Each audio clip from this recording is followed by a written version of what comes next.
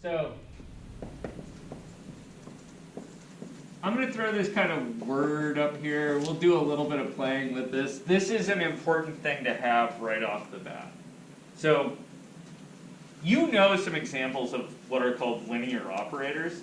I'm going to tell you what this kind of means, and then we'll see a couple examples. So a linear operator is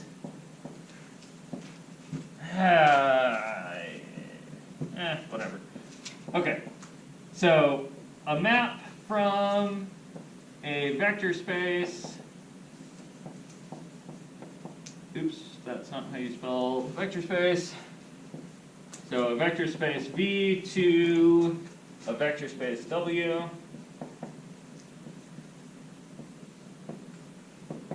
is a linear operator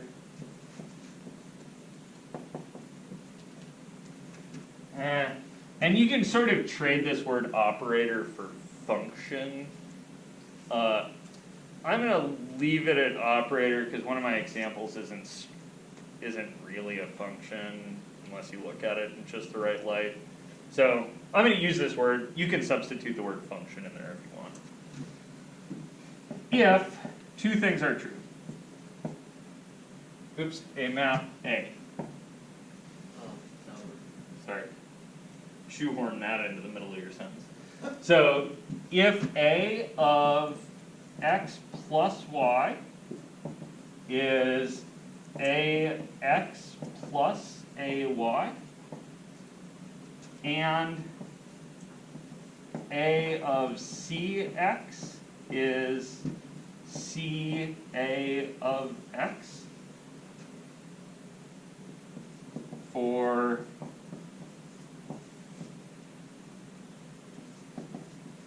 all x's and y's in V and scalars C. That make sense? What about W? Good. The reason I have the vector space W written down up here is so that this plus sign makes sense, and so that this scalar multiplication makes sense. So to keep track of where things are, right? Here, x and y are in V. So this addition is happening in V land. This scalar multiplication is also happening in V land. You guys with me on that? This addition sign here is happening in W land. Right, because A of x, right, ax is a vector, but it's a vector in the codomain. So that's why this is a function, because the result is going to be W. This is a function because I'm thinking of it as a function from the vector space V to the vector space W. Yeah, that's what I meant. So the reason that I'm kind of using the word operator here is that my first go-to example is not going to be obviously a function. So my first go-to example is, you guys know a couple of things that act like this. What are they? You guys know something where you can split it across addition and pull scalars out of it?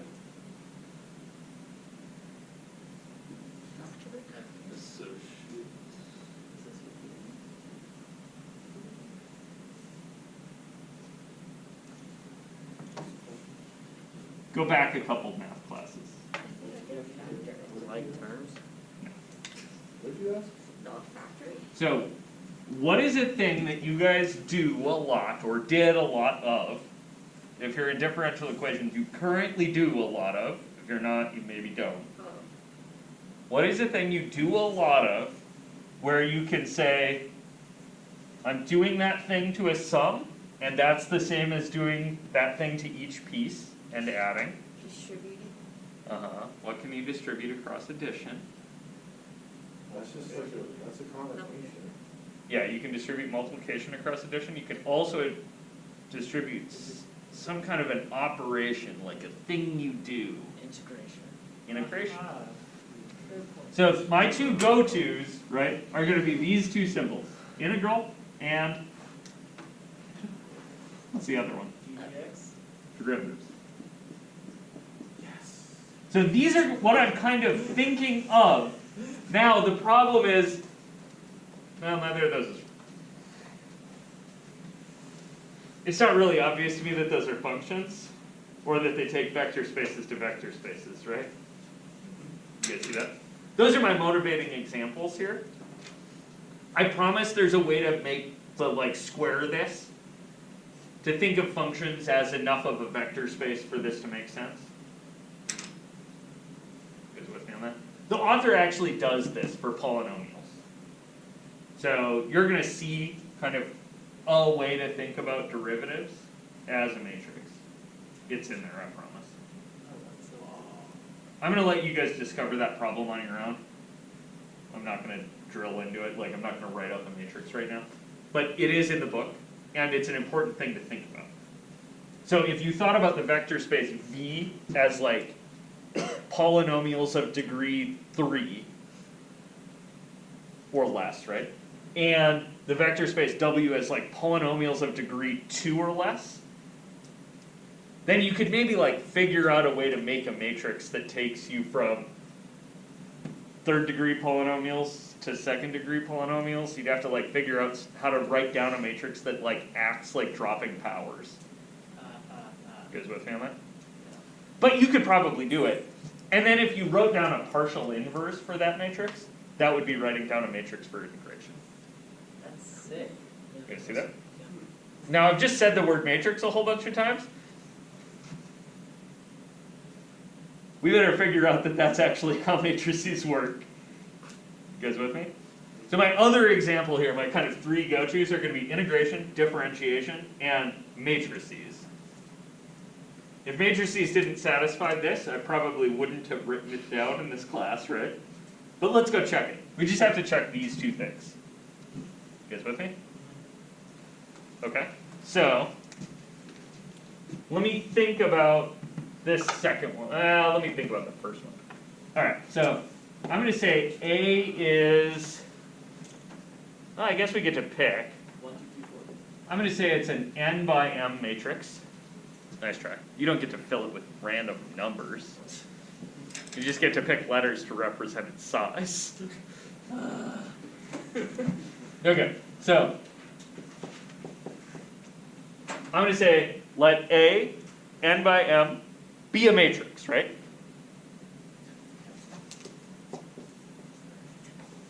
And I guess if I'm writing this out, I should be a little bit more explicit than I usually am.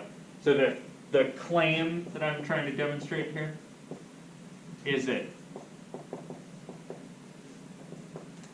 a matrix A is a linear operator.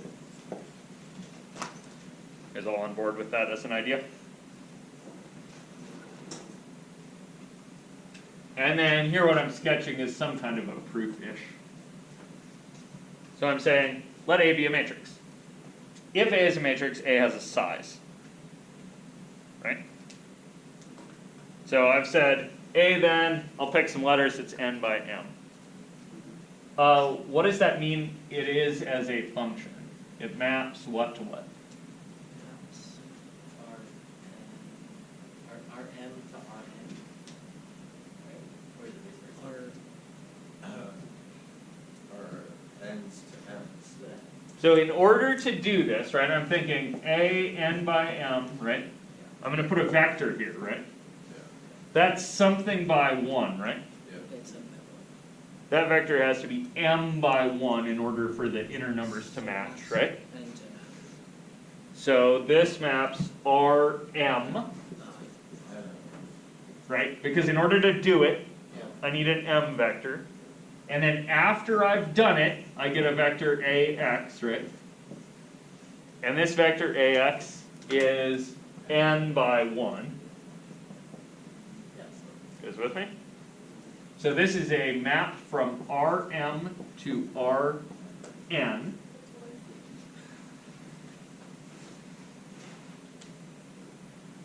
Good. Okay. So I've got my map, got my kind of thought, right? So now what I need to do is I need to consider how you matrix multiply, right? You guys with me? So I'm saying, all right, so I'm going to take A, and I'm going to multiply it by a vector x plus y. You guys all with me on that? So that's going to look like, I've got my matrix here. That's A, right? And then my vector that I'm multiplying it by is going to look like x1 plus y1 down to x. How long is this vector? It is m. So xm plus ym down here.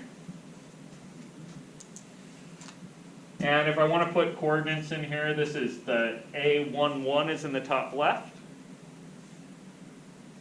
How about this guy?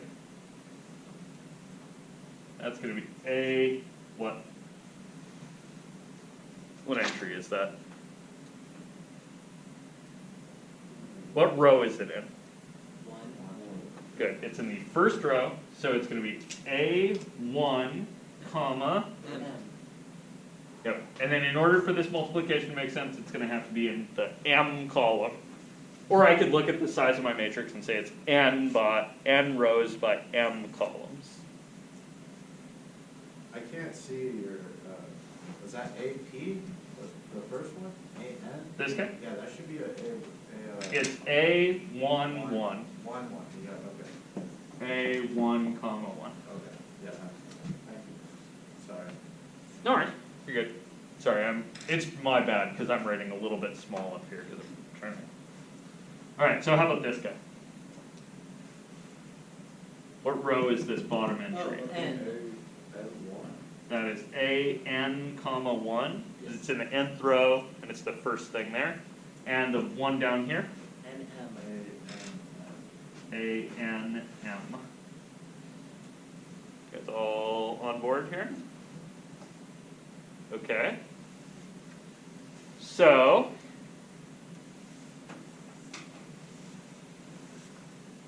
how do you, and this is where you get to make choices, right? So, in terms of my demonstration here, right? My hope is to see some, like my goal is to see ax plus ay, right? You guys see that?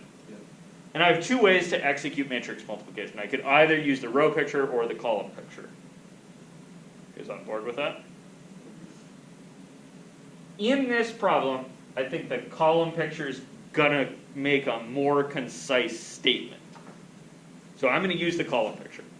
But you could easily use the row picture for this same thing. You would get the same answer. It might just take more writing. Make sense? So I'm going to say, all right, column picture-wise, this multiplication is going to result in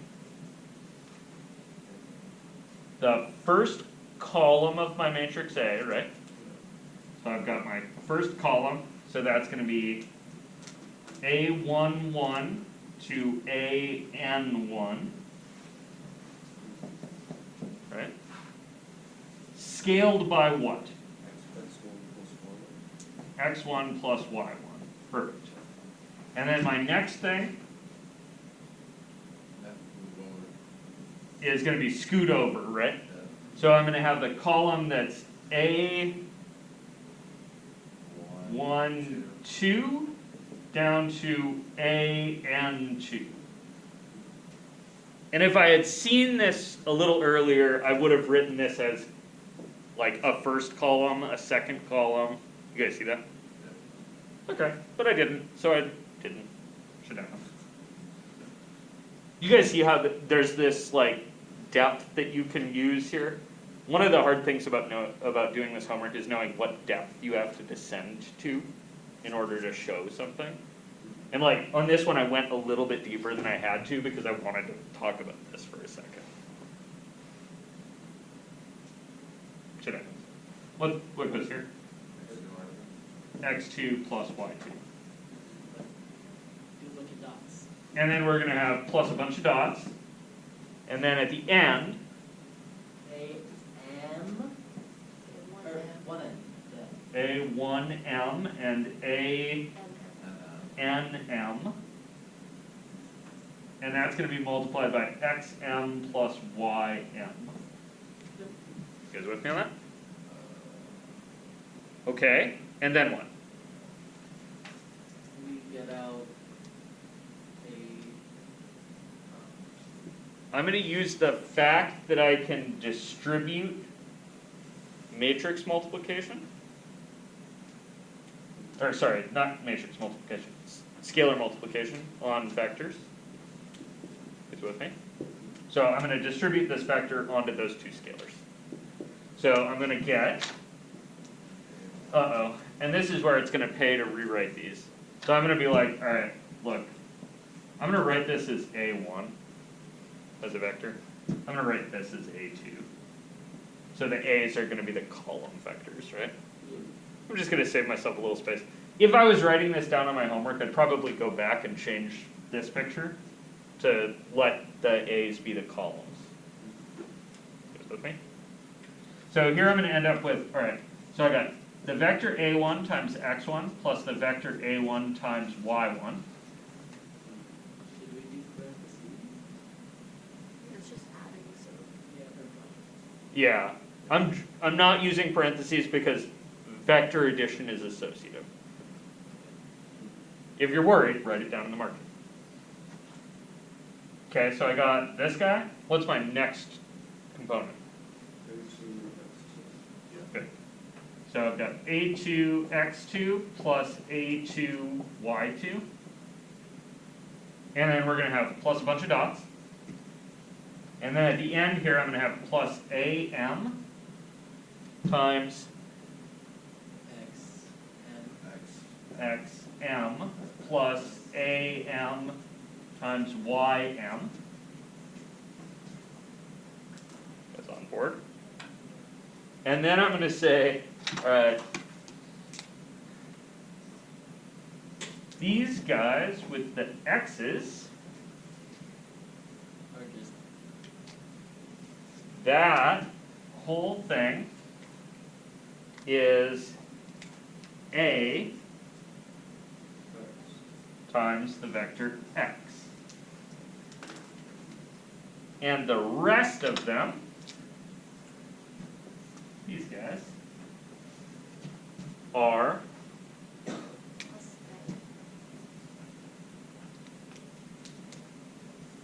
A times Y. Okay, see that? So, matrix multiplication distributes across addition, which means that at least the first thing is satisfied. You guys see that? And why was this satisfied? Well, this was satisfied because vectors distribute across scalar multiplication and the column picture works the way it does. You guys see that? This is like, this first thing is a consequence of the way I just defined matrix multiplication. You guys with me? How's that second one going to work? In a very, very similar way. You guys see that? So just to sketch that one down in a very small space here, I'm going to say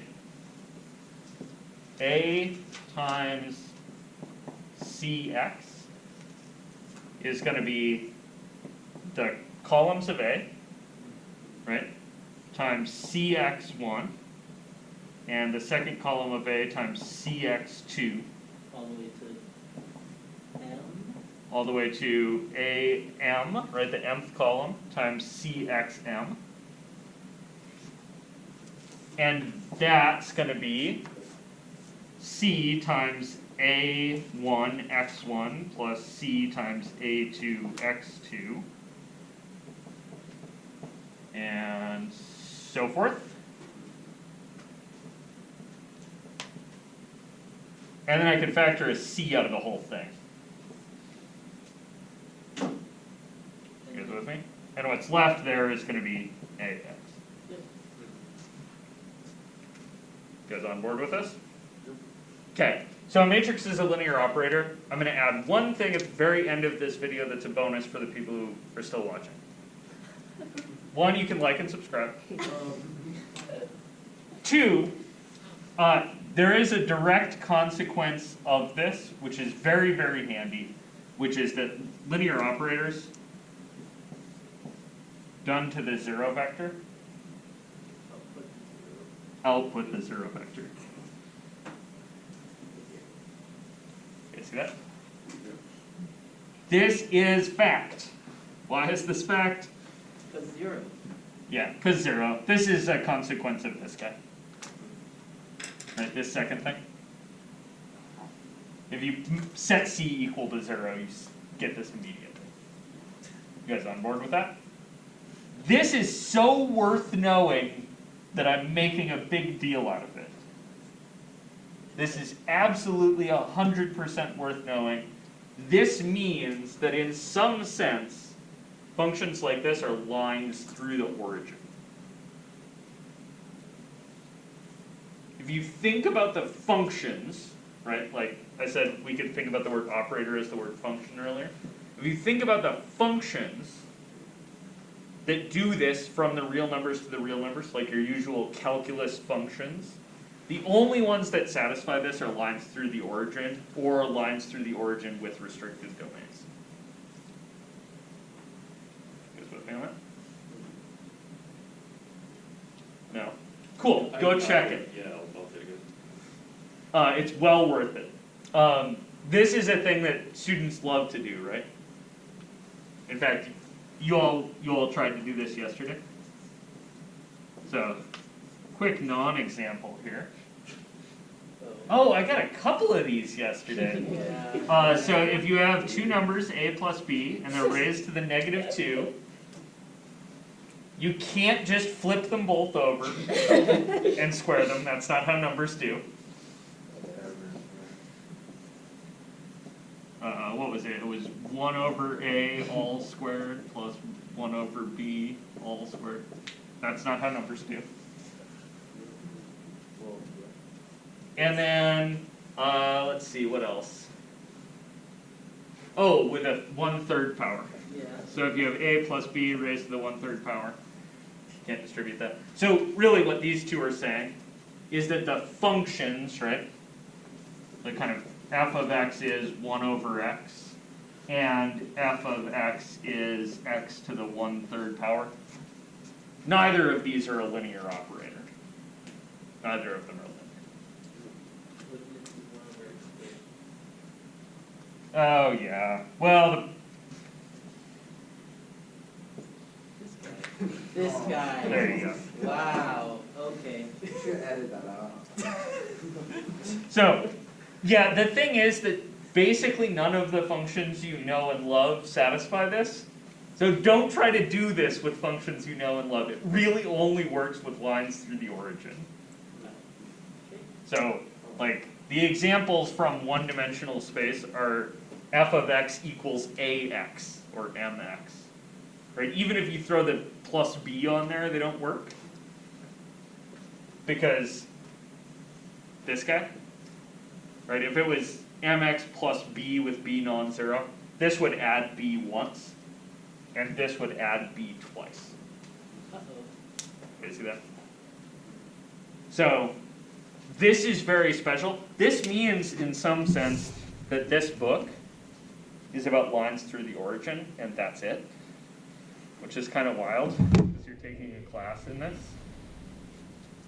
But these two things are so handy that I have to think maybe other things like this would be crazy handy. Is with me? Okay. Any questions on this whole deal?